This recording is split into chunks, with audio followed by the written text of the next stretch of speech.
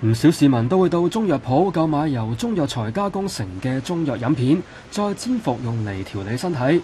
由於方便服用，近年廣受歡迎。不過，原來部分內地製造嘅中藥飲片都添加咗大量有毒嘅化學物質，服用之後隨時損肺壞腦啊！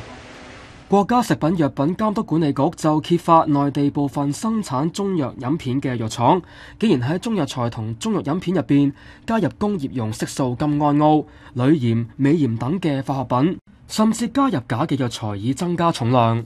被點名嘅無良企業包括安徽國音中藥飲片有限公司、安徽維圖中藥飲片科技有限公司、上海藥房股份有限公司同亳州徐眾道中藥飲片廠等。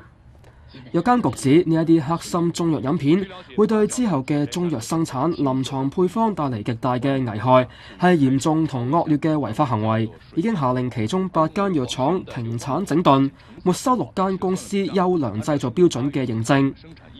不過呢一啲黑心中藥飲片已經行銷全國，當局就指會加強監督。家庭醫生關嘉美就指，食用咗工業用色素甘胺�aux可以灼傷胃黏膜，而攝入過量嘅鋁更加可以影響腦同肺部。如果鋁中毒就最嚴重啦，更加可以引致心臟停頓。有本港中藥師就提醒市民，內地漂染藥材嘅情況時有所聞。如果藥材顏色太過鮮豔，就應該避免選購。因為而家滲假嘅情況其實都幾高啊。例如佢甚至有啲藥材，佢會自己做嗰啲加工，可能你打個硫磺，因為即係防呢個腐蝕啦。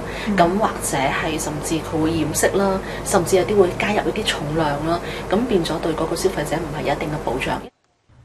彭醫師又建議市民應該盡量到大藥房選購中藥材。